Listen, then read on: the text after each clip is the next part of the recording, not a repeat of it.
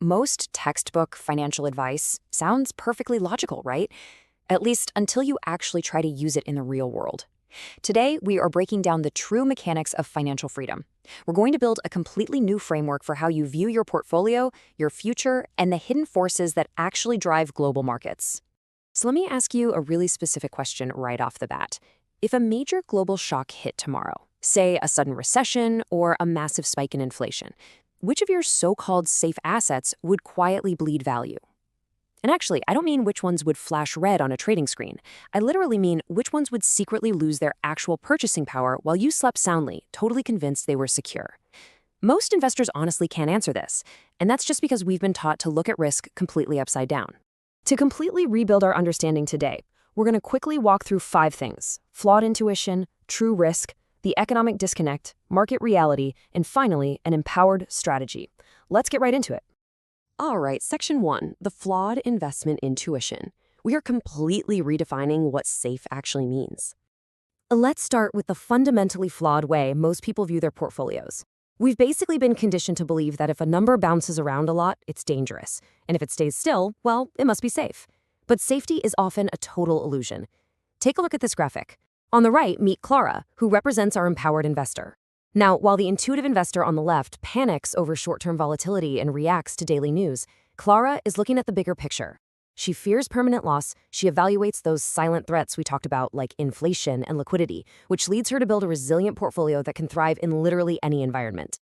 Moving on to Section 2, the true risk spectrum. We're ranking asset classes by real risk now. Okay, this is probably the most shocking revelation on our spectrum, and it sits right at the very bottom. The one asset that never loses its nominal value, cash, is actually a silent wealth destroyer. I mean, your $100 stays $100, which feels incredibly secure, right? But think about what $100 bought 20 years ago versus today. It is literally the difference between a grocery cart full of food and a couple of flimsy bags. Research from the London Business School tracking 35 countries over a century shows that cash consistently delivers negative real returns over extended periods. It doesn't crash, it just quietly melts your purchasing power away. Looking at this pristine investment dashboard, you can see that as we move up the risk spectrum, every single asset introduces a completely unique trade-off. Move one step up to government bonds, and sure, you reduce inflation risk, but you introduce interest rate risk. If rates go up, your bond's market value drops. Move into real estate, and you get great inflation protection, but you take on agonizing illiquidity and massive concentration risk. There's just no perfect asset, Every choice is a trade-off between experiencing a little volatility today or risking poverty tomorrow. So here's the crucial point. Broad equities, they look absolutely terrifying in the short term, but Wharton research shows they have never produced a negative real return over any rolling 30-year period in modern market history. Never. Yes, they might drop 30% in a single month during a crisis, but historically, global equities have delivered about a 5% average annual return after inflation. Short-term volatility isn't some sort of penalty. It's simply the price of admission you pay for long-term financial freedom. But wait, there is a massive gulf here that we absolutely have to talk about.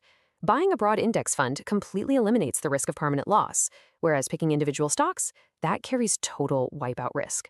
There's this fascinating research from Arizona State University that proves just 4% of all stocks accounted for the entire net wealth creation of the U.S. market over a 90-year period. The other 96%, they collectively just matched cash, or did even worse. When you buy the index, you guarantee you own that explosive 4%. When you pick individual stocks, you are basically playing roulette with companies that could easily go to zero. Then, way out at the absolute extreme edge of our spectrum, we have speculative assets. Think crypto, penny stocks, options. These have no underlying earnings stream, no physical factory, and no income floor whatsoever. They're priced purely on what the next optimistic buyer is willing to pay. And FINRA data confirms that the vast majority of retail traders playing in these speculative spaces simply lose everything over time. The potential for a 10x gain is absolutely thrilling for sure, but it is perfectly mirrored by the extreme likelihood of a 100% loss. Which brings us to Section 3, the economic disconnect. Why the market completely ignores bad news. This is the single biggest paradox out there, and it completely paralyzes intuitive investors. Let's rewind to April 2020. We saw the highest unemployment in the US since the Great Depression. I mean, entire industries were shuttered, and the global economy was literally in free fall. Yet, between March and August of that year, the stock market launched into this massive 50% rally. The intuitive investor watched the evening news and was just totally confused, completely convinced the market was rigged. But an empowered investor? They saw something highly rational happening. Let's crack that open in Section 4, Why the Market Rises. We're looking at the actual mechanics of market growth. So let's look under the hood to see why the market rises even when Main Street is in crisis. If you remember literally only one thing from this entire explainer, please let it be this quote. The stock market is a machine for pricing the future. The market is not a thermometer checking today's economic temperature. It is a collective forecast of conditions 12 to 24 months from right now. Research from the National Bureau of Economic Research shows the market historically bottoms 4 to 6 months before the economy actually hits its lowest point. So while you're reacting to today's terrible headline, the market has already moved on. To make sense of this, we just need to track 4 specific mechanics. First, recognizing that the market leads the economy by pricing in those future expectations. Second, understanding the immense gravitational pull that interest rates have on valuations. Third, accepting that major indices, like the S&P 500, represent a highly resilient subset of corporate giants, not the overall economy. And fourth, tracking how massive government stimulus flows directly into financial assets. Let's zoom in on that second step, because honestly, it's just pure mathematics. Think of interest rates as financial gravity. When central banks cut rates to zero during a crisis, that gravity, which we call the discount rate, falls. And when gravity falls, the present value of all future corporate earnings automatically skyrockets. It's not irrational exuberance, it is literally just math. The economy was absolutely bleeding in 2020, but because the discount rate was slashed to historic lows, asset prices were mathematically forced up. Plus, and this is a harsh reality, we have to wake up to the fact that the stock market is absolutely not Main Street. The major indices reflect highly capitalized global giants.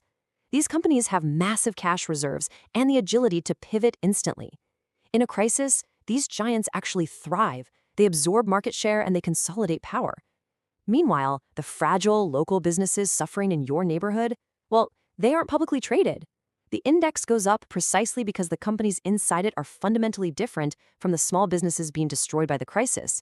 All right, let's tie it all together in Section 5, the Empowered Wealth Strategy. These are your actionable rules for financial freedom. So how does our empowered investor actually operate? She follows 3 really precise rules. First, explicitly match your asset risk to your time horizon. Cash is for next year's expenses, but broad equities are for the next decade's wealth. Second, always measure your risk in real purchasing power. This means you must fear silent inflation way more than temporary market dips. And third, use the risk spectrum we built to properly size your positions. Look, you don't have to avoid speculative bets entirely, but size them small enough so they give you that upside optionality without ever threatening your actual financial survival. The absolute worst thing you can possibly do for your financial freedom is just sit in cash and wait for the economic headlines to finally look safe. Because guess what? By the time the news is finally good, when GDP is growing again and unemployment is down, the market recovery has already been fully priced in. You simply cannot drive your financial portfolio by staring into the rearview mirror of macroeconomic data. It just doesn't work.